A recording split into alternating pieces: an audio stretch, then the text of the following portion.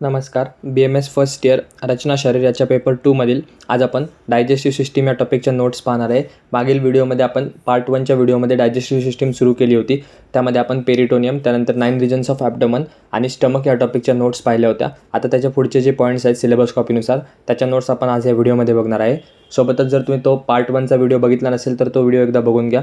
त्यामध्ये सुद्धा important SQ LAQ आहेत, तर तो सुद्धा महत्त्वाचा व्हिडिओ आहे. तसंच या व्हिडिओमध्ये मी तुम्हाला ज्या नोट्स देणार आहे त्या तुम्ही व्यवस्थित तुमच्या नोट्समध्ये लिहून घ्या. म्हणजे व्हिडिओ बघताना एकदा त्या वाचा, त्यासोबत लिहून घ्या, त्यानंतर एकदा वाचा. अशा पद्धतीने तुमचं 2 ते 3 वेळा ते डोळ्या घालून गेल्यावर तुमचं व्यवस्थित ते पाठांतर होईल. आणि हा आपला पार्ट 2चा व्हिडिओ आहे. नेक्स्ट पार्ट 3मध्ये आपण जे स्मॉल इंटेस्टाईन, लार्ज इंटेस्टाईन किंवा डिओडेनम, जेजुनममधले डिफरन्सेस आहेत ते सुद्धा तुम्हाला SQला कधी विचारतात, तर ते आपण पाहणार आहे. तसंच जर तुम्ही BMS फर्स्ट इयर संबंधित इतर विषयाचे व्हिडिओ जर चॅनलवर पाहिले नसतील तर ते सुद्धा एकदा जाऊन पहा.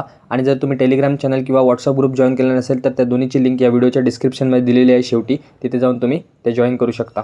तर तुम्हाला माहितीच असेल की आपण दर व्हिडिओमध्ये सिलेबस कॉपीनुसार जो टॉपिक आपण नोट्स पाहणार आहे त्या टॉपिकला किती मार्कांचं वेटेज दिलेलं आहे ते पाहत असतो.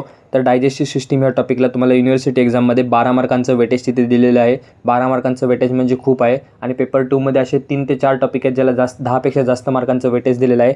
तर तिथे तुम्हाला ते MCQ, SQ आणि LAQ अशा तिन्ही दृष्टीने त्याचा तिथे अभ्यास करायचा आहे आणि ते नक्कीच तुम्हाला एक्झाममध्ये फायदेशीर ठरणार आहे. तर या व्हिडिओमध्ये आज आपण स्टमकच्या पुढचं म्हणजे duodenum, small intestine, large intestine, त्यानंतर रेक्टम आणि ॲनल कॅनल या टॉपिकच्या नोट्स आज या व्हिडिओमध्ये बघणार आहे. तसंच जे राहिलेले पॉईंट्स आहेत ते आपण येणाऱ्या व्हिडिओमध्ये डायजेस्टिव्ह सिस्टीमच्या त्याचे नोट्स बघणार आहे. तर सुरुवात करूयात डिओडेनमपासून. तर ह्याला आयुर्वेदानुसार ग्रहणी असं नाव दिलेलं आहे. अग्न्या अधिष्ठानम अन्नस्य ग्रहणाद ग्रहणी नाभी उपरी स्थान. कार्य काय सांगितलं आहे? अपक्व अन्नाचे धारण करते आणि दोष पाचक पित्त. तर असं थोडाफार आयुर्वेदिक पार्ट आहे. त्यानंतर लोकेशन फ्रॉम पायलोरस म्हणजे स्टमकचा जो शेवटचा पार्ट आहे पायलोरस, तिथून ते डिओडेनोजेनियल फ्लेक्झरपर्यंतचा ऑर्गन आपण डिओडेनम असं म्हणतो. त्याची लेंथ सांगितले 25 सेंटीमीटर लॉंग. त्याच्यामध्ये पार्ट सांगितलेत. डिओडेनमला टोटल 4 पार्टमध्ये डिवाईड केलेलं आहे. तर आपण ते एक पाहूयात. सुरुवातीला first part, it is 5 centimetre long. Anteriorly त्याच्या क्वाड्रेट लोब आणि गॉल ब्लॅडर आहे. पोस्टिरियरली गॅस्ट्रोडिओडेनल आर्टरी आहे, पोर्टल वेन आहे आणि बाईल डक्ट आहे. सुपिरियरली इपिप्लोइक फोरामेन आहे. त्यानंतर इन्फिरियरली म्हणजे खालच्या साईडून head and neck of pancreas आहे. तर जे तुम्हाला डिओडेनमचे मी 4 पार्ट सांगत आहे आणि त्याच्यामध्ये जे कंटेंट सांगत आहे त्याचं लेंथ असेल किंवा त्याचे रिलेशन्स असतील तेवढे तुम्हाला पेपरमध्ये लिहायचे आहेत. आता सेकंड पार्ट, त्यामध्ये 7.5 सेंटीमीटर लॉंग आहे. त्याच्या anteriorly right lobe of liver, transverse colon, root of transverse mesocolon आणि लूप ऑफ स्मॉल इंटेस्टाईन आहे. Posteriorly right kidney, renal vessels, right psoas major, inferior vena cava. Medially head of pancreas आणि bile duct आणि laterally hepatic flexure of colon. जेव्हा तुम्ही diagram बघाल 4 part of डिओडेनमचे तेव्हा तुम्हाला व्यवस्थित समजेल की कोणता पार्ट कुठे सिच्युएटेड आहे. तर मी जे तुम्हाला आत्ताच सांगितलं की डायग्राम बघून तुम्हाला क्लिअर होईल की कोणता पार्ट कुठे आहे. तर डायग्राममध्ये जे तुम्हाला ब्राऊन कलरचं स्ट्रक्चर दिसत आहे तो आपला डिओडेनम आहे. त्यामध्ये फर्स्ट पार्ट वरचा, त्यानंतर उभा आहे तो सेकंड, त्यानंतर थर्ड आणि मग फोर्थ पार्ट आहे. असे पार्ट आहेत. त्यांची लेंथ आणि रिलेशन्स तुम्हाला लक्षात ठेवायचे आहेत. आणि ते L1, L2, L3 हे लंबार वर्टिब्रे आहेत. तर हा डायग्राम तुम्हाला डिओडेनमच्या क्वेश्चनमध्ये काढायचा आहे. त्यानंतर third part, it is 10 centimetre long. त्याच्या अँटिरियरली सुपिरियर मेसेंट्रिक वेसल्स आणि root of mesentery, posteriorly right ureter आणि psoas major, right gonadal artery, inferior vena cava आणि abdominal aorta, superiorly head of pancreas आणि inferiorly coils of jejunum असतात. त्यानंतर fourth part, शेवटचा part 2.5 centimetre long असतो, छोटा असतो. अँटिरियरली ट्रान्सवर्स मिझोकोलॉन आणि कोलॉन असतं. लेसर सॅक अँड स्टमक असतं. Posteriorly left sympathetic trunk, left renal आणि गोनॅडल आर्टरी आणि इन्फिरियर मेजेंट्रिक वेन. राईट साईडला रूट ऑफ मेजेंट्री असते. लेफ्ट साईडला लेफ्ट किडनी आणि युरेटर असतो. सुपिरियरली बॉडी ऑफ पॅनक्रियाज असते.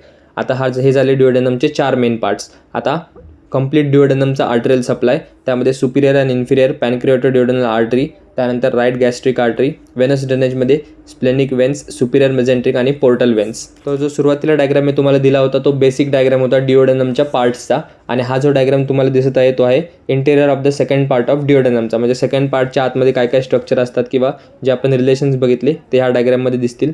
जर तुम्हाला हा डायग्राम लक्षात राहत असेल तर हा सुद्धा डायग्राम तुम्ही एक्झाममध्ये काढू शकता. त्यानंतर lymphatic drainage, pancreaticoduodenal nodes आणि क्लिनिकल ॲनाटॉमीमध्ये डिओडेनल कॅप, पेप्टिक कल्चर आणि डिओडेनल कार्सिनोमा. तर ह्या होत्या डिओडेनल संबंधित नोट्स. त्यानंतर नेक्स्ट आहे स्मॉल इंटेस्टाईन. स्मॉल इंटेस्टाईनला आपण आयुर्वेदानुसार लघ्वांत्र असं म्हणतो. रक्त व कफाच्या सार भागाचे पित्ताद्वारे पचन होत असताना वायू त्यात प्रवेश करतो व त्यापासून आंत्रांची उत्पत्ती होते. पुरुषांमध्ये 3.5 व्यायाम त्याची लांबी सांगितलेली आहे आणि स्त्रियांमध्ये 3 व्यायाम सांगितलेले आहे. त्याचं location from pylorus to the ileocaecal junction, length सांगितले 6 मीटर लॉंग. त्यामध्ये contents circular folds of the mucous membrane, permanent and not obliterated by the distension, absent in distal half of the ileum. त्यानंतर intestinal villi, finger like projection of the mucous membrane, visible by naked eye. त्यानंतर intestinal glands असतात, secrete digestive enzymes आणि mucus.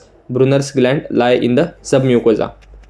त्यानंतर चौथा content आहे lymphatic follicles, solitary both in small and large intestine आणि Peyer's patches असतात form oval patches. त्यानंतर small इंटेस्टाईनला आर्टेरियल सप्लाय कोणाचा असतो तर जेजुनल आणि इलियल आर्टरी. नर्व सप्लायमध्ये सिम्पॅथॅटिकमध्ये T9 आणि पॅरासिम्पॅथॅटिकमध्ये vagus nerve. Lymphatic drainage, regional lymph nodes. आणि स्मॉल इंटेस्टाईनची क्लिनिकल ॲनाटॉमी आहे, त्यामध्ये इंटेस्टाइनल ऑब्स्ट्रक्शन होऊ शकतं आणि अपेंडिक्स. नेक्स्ट ऑर्गन आहे लार्ज इंटेस्टाईन, त्याला आपण आयुर्वेदानुसार पक्वाशय असं म्हणतो. गुदाच्या वर आणि नाभीच्या खाली जे स्थित असतं त्याला आपण पक्वाशय म्हणतो. त्यामध्ये अपान वायू असतं आणि सुशीर स्नायू स्थित असतात. त्याचं लोकेशन सांगितलं आहे from the ileocaecal junction to the ॲनसपर्यंतच्या भागाला आपण लार्ज इंटेस्टाईन असं म्हणतो. त्याची लेंथ सांगितले 1.5 मीटर लॉंग. त्याचे पण पार्ट सांगितलेले आहेत. सुरुवातीला पहिला पार्ट आहे caecum. It is situated in the right iliac fossa. 6 centimetre long असतो, 7.5 सेंटीमीटर ब्रॉड असतो. तर लार्ज इंटेस्टाईनचं जर तुम्हाला SAQ आला किंवा LAQमध्ये लिहावं लागलं तर तुम्हाला ही डायग्राम काढणं अपेक्षित असतं. त्यामध्ये तुमचं ascending colon, transverse colon, descending colon, त्यानंतर सिग्मॉइड कोलॉन, ॲनस हे बऱ्यापैकी भाग आले पाहिजेत. त्यानंतर सिकम एक दिसला पाहिजे. तर अशा प्रकारे तुमची लार्ज इंटेस्टाईनची डायग्राम असली पाहिजे. त्यानंतर टाईप्स, कोनिकल 13% कोनिकल हा टाईप दिसतो. त्यानंतर इंटरमिजिएट 9% आणि ampullary most of the part 78% लोकांमध्ये ॲम्प्युलरी टाईप दिसतो. इलिओसिकल आर्टरीचा आर्टियल सप्लाय असतो. विनस ड्रेनेजमध्ये सुपिरियर मेझेंट्रिक वेन असते. सिम्पॅथॅटिक सप्लायमध्ये T11 to L1 नर्व आणि पॅरासिम्पॅथॅटिकमध्ये वॅगस.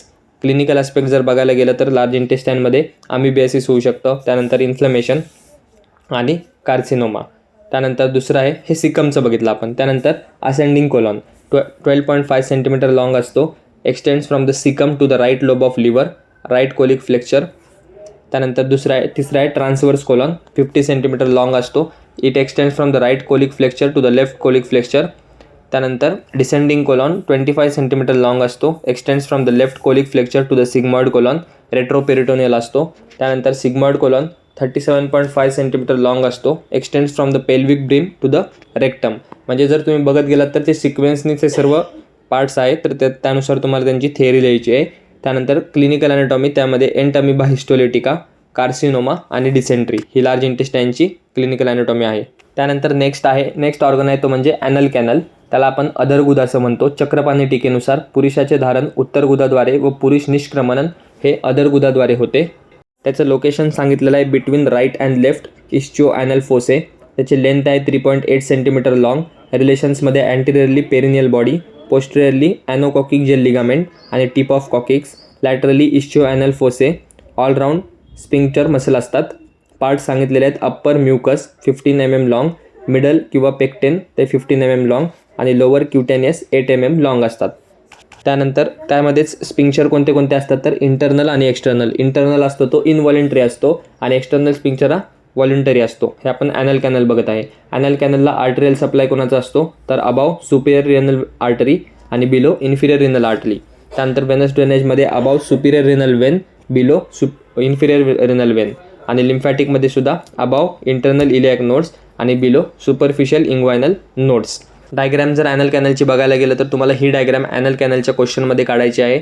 शक्यतो याचा प्रश्न एक्झाममध्ये विचारत नाहीत, पण जर LAQ जर तुम्हाला डायजेस्टिव्ह सिस्टीमचा विचारला तर त्यामध्ये तुम्हाला ह्याचा थोडाफार पार्ट लिहिणं गरजेचं आहे. तसंच जर तुम्ही क्वेश्चनसोबत जसं तुम्ही डायग्रॅमसुद्धा काढाल तसं तुम्हाला तिथे मार्क्स स्कोअर करायला चान्स वाढेल.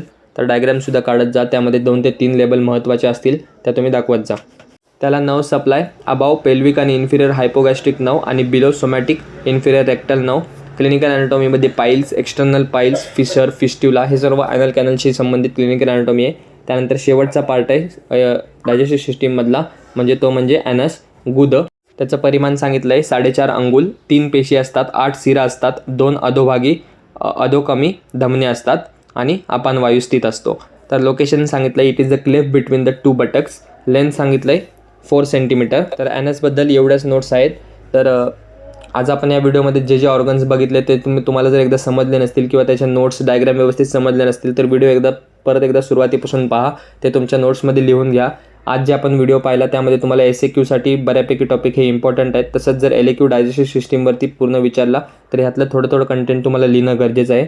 तर आज या व्हिडिओमध्ये जे आपण नोट्स पाहिल्या आणि पार्ट 1मध्ये पाहिल्या त्या सोडून ज्या इतर नोट्स राहिलेल्या आहेत, तुम्ही म्हणाल डायजेस्टिव्ह ग्लँड्स म्हणा, सलायवरी ग्लँड्स म्हणा, किंवा अजून जे 1-2 पॉईंट राहिलेले आहेत, डिफरन्सचे पॉईंट राहिले, small intestine, large intestine, ileum jejunum, duodenum jejunum, तर ते आपण या नेक्स्ट पार्टमध्ये बघणार आहे, डायजेस्टिव्ह सिस्टीमच्या पार्ट 3मध्ये.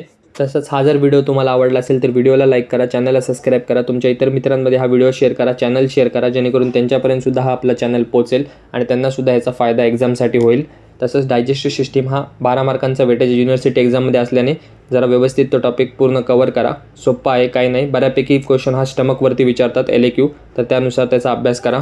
आपण भेटूया पुन्हा लवकरच अशाच एका नवीन व्हिडिओमध्ये नवीन टॉपिकसोबत. धन्यवाद. So guys, subscribe Ayurveda Essence for more such videos. You will get all handwritten notes here.